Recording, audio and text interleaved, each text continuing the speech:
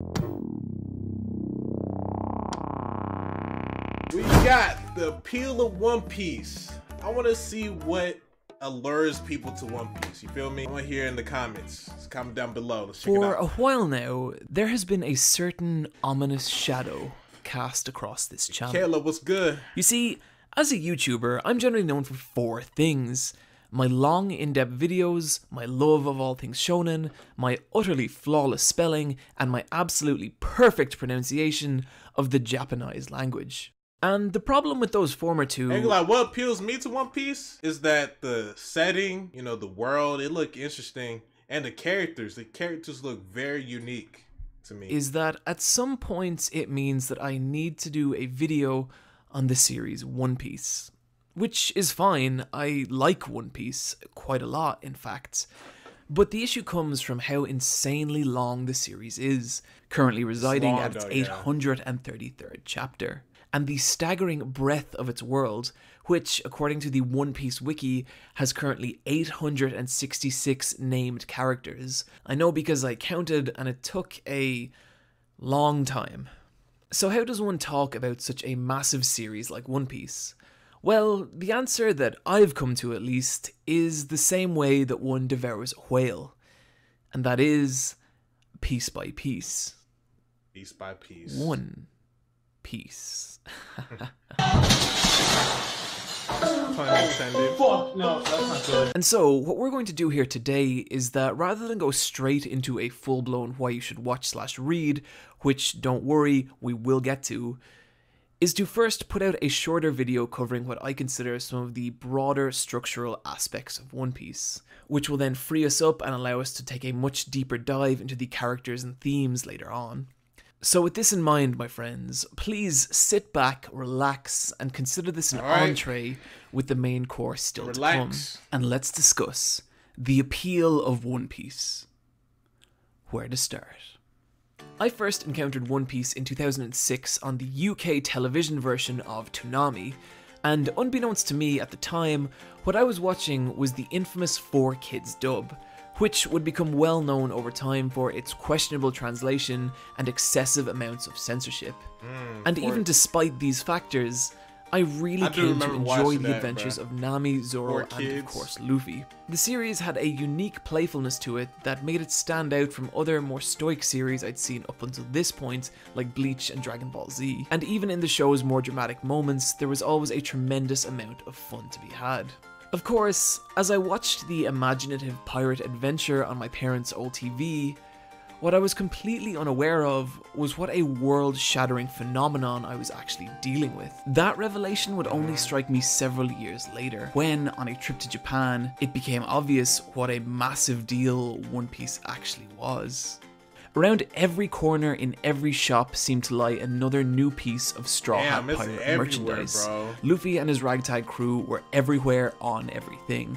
One Piece branded bread, One Piece bath salts, even entire One Piece branded shops. It was incredible to see how what I thought was a simple show about pirates utterly dominate the mass consciousness of a single country.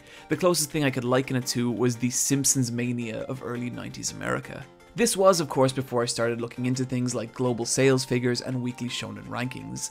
And if I had, I would have known things like the fact that One Piece has sold over 400 million units worldwide, making I it know the it's way more than that since this video is 5 years third ago. biggest selling comic in existence, recently beating out Spider-Man for the number 3 spot, leaving only Really? Batman and Superman ahead of it. And even then, Wait, did it pass Batman and Superman now? As of right now, it beat Batman? Damn, bro. in the 2016, Batman sold 1,859,956 units, and Superman sold 828,069 units. And you could even roughly double the sales of both series by taking into account all their offshoot titles. And it still wouldn't even come close to the 12 million in sales that One Piece sold that Sheesh. same year. And where things really start to get crazy is that if these trends were to continue and One Piece were to run for another decade, it would nearly certainly surpass Batman in lifetime global sales. And if it were to God. run for another 2 decades, which for Oda's So sake... we're at the point where you can ask anybody in the world, say, hey, you know Luffy? Yeah, I know Luffy. That's from One Piece, right? Just like how everybody knows Batman and Superman without even reading the comics, right? Hope doesn't happen, it would surpass even Superman becoming the biggest selling comic in existence. Now, I'm not saying I think this will happen, but it's a hell of a thing to consider. And so, how has a series about a pirate boy made of rubber managed to capture the hearts and minds of so many people worldwide? Well, to put it simply, the primary appeal of One Piece is the simple premise of adventure. And yes, that is also the core concept of countless other shonen series, but nothing really captures the same sense of scale and exploration as the world of pirates. Yeah. Our hero on this voyage is the energetic young pirate, Monkey D. Luffy.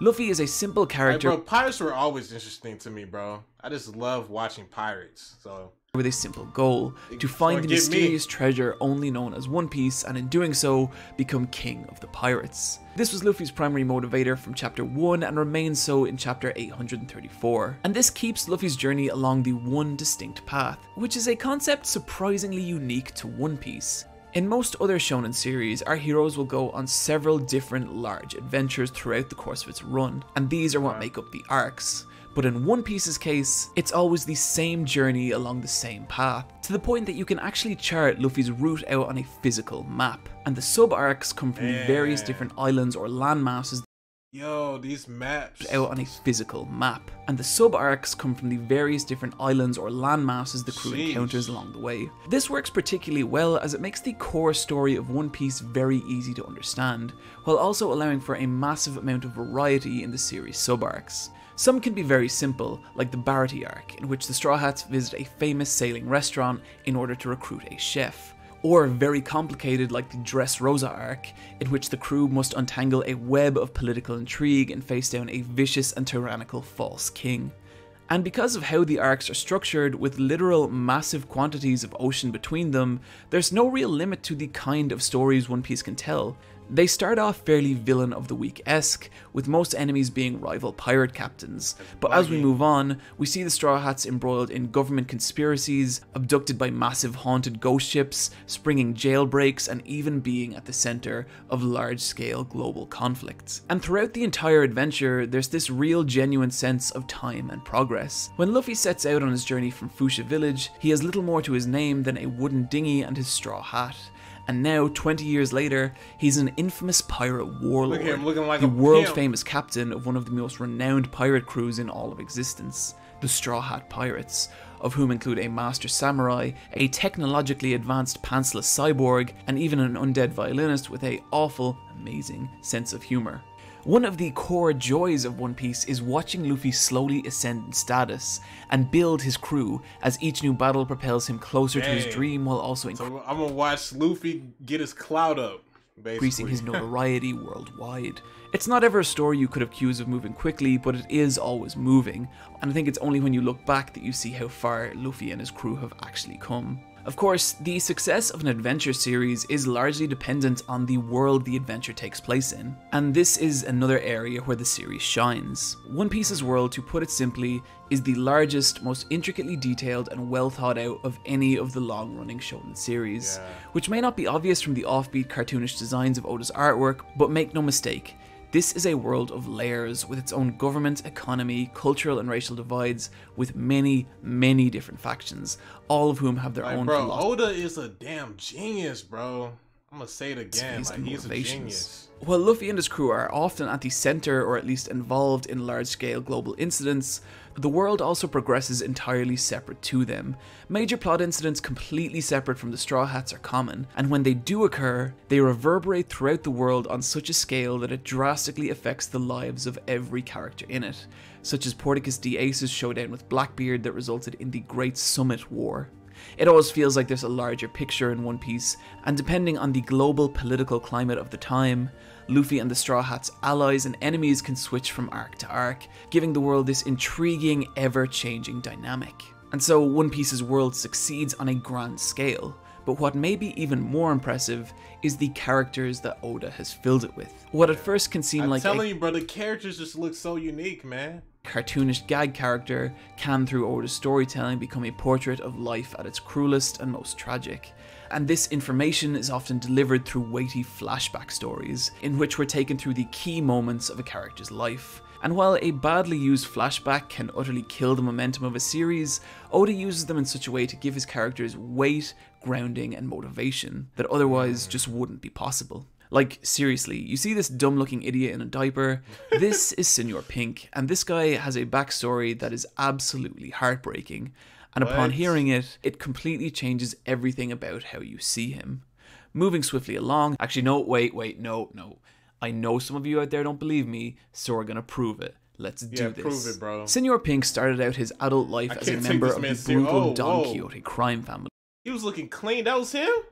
Wait, let me replay. Senor Pink started out his adult life as a member of the brutal Don Quixote crime family, where his days were frequently filled with criminal activity and brutal violence. Until one day, in the pouring rain, he met a woman who he immediately fell in love with. They got married, had a child, and for a while at least, everything was perfect. Except that Pink was still involved in the Don Quixote family, which he hid from his wife for fear that she might leave him. One day he's called away on a secret mission and disappears for an entire week, and upon returning, discovers that the day he left, his precious son had passed away, and now his wife, furious and heartbroken, demands an explanation, and he tells her everything, at which point she demands he stay away from her, rushes from the home in the pouring rain, before getting into an accident that leaves her in a vegetative state. Pink, devastated by the events, visits her every day in hospital, until one day, on a whim, puts on a bonnet reminiscent of their son in an attempt to entertain her, and miraculously, she cracks a small, delicate smile. And so, for the sake of seeing his wife smile, he continues to dress more and more elaborately, even enduring the ridicule of everyone around him. Years later, his wife too has passed, but he still dresses this way out of remembrance for her and of his beloved son. And so, one of the silliest looking characters in One Piece actually has legitimate character motivation for dressing this way. And in justifying this, he becomes an actual ground. Yo, this is crazy. Yeah, I can already tell One Piece, they put a lot of work into their side characters, unlike most animes. Tangible character. What really gets me here is that this is one tiny inconsequential character in One Piece's world, and yet still Oda manages to imbue him with a sense of depth and grounding many writers fail to give even their main protagonists. And that's to say nothing of the amazing job Oda's done in establishing the main major heroes and villains of One Piece's story. Having so many characters with such fleshed out histories and motivation is the primary factor that makes One Piece's worlds feel so vivid and alive, and makes each individual character feel like a true story in their own right. The last thing I'd like to talk It's like a spin-off with like their stories and everything. That's crazy. One Piece is also one of its least tangible elements, and that is the creativity and imagination that's gone into it. There's always a sense that when reading One Piece, Oda himself is enjoying the world and characters more than anyone. It can be seen in the new and creative ways Luffy uses his at first seemingly limited power. It can be seen in the bizarre visual design of many of the world's inhabitants and the camaraderie that takes place between the Straw Hats, and even in the ever-evolving unique structure of Oda's story arcs. He always seems like an author not striving to hit a deadline, but an artist creating a world and story distinctly of his own vision. This is something we're going to dig a lot deeper into in a future video, but for now, just trust me, simply no one writes a story like Ichiro Oda. So with all that in mind, where should you start? Oh, hell, Oda. Well, the obvious answer is page 1, chapter 1. The manga is... I'm already started. I already started, man. For the most part, a fantastic read, but I understand people's reluctance to get into it given its insane length. And the anime comes with many of its own issues too, such as a weak production run and masses of filler. But if you're curious to know if One Piece really is for you or not, or even if you just want to dip your toe in, allow me to present a different option, and that is the fantastic One Piece Movie 6, Bara no Matsuri and the Secret Islands. Directed by Mamoru Hosoda of the Digimon movie The Girl Who Leapt Through Time and Summer Wars, the movie encapsulates, in a digestible 90 minutes, everything that makes One Piece as a series so much fun, on top of having some absolutely gorgeous animation and character designs, and one of the darkest and hardest right turns I've seen in any film for a while. I might watch that movie 6. It requires basically no prior knowledge of One Piece or its world to enjoy, and I think even if you have zero interest in One Piece, seeing one of Japan's most talented directors put his own unique spin on the world of pirates is absolutely worth checking out. Guys, that's going to do it for my intro into One Piece, and there is still a ton more we need to talk about. The characters, their themes, Oda's unique visual aesthetic, and what cursed fruit he ate in order to actually be able to constantly produce a manga of such quality. And we shall in a full-blown why you should watch / read One Piece coming later this year. But I hope this video, at the very least, has given you a foothold with which to get started. Yeah. And also, as some of you are aware, I recently started a Patreon. So if you enjoy this channel and would like to see your name listed with all these beautiful people right here... I think that's it. Hey man, W video. Yeah, but comment down below, what appeals you to One Piece? I want to hear y'all. I want to see y'all comments. And make sure you like, share, subscribe, show love to the YG gang, and I'm out.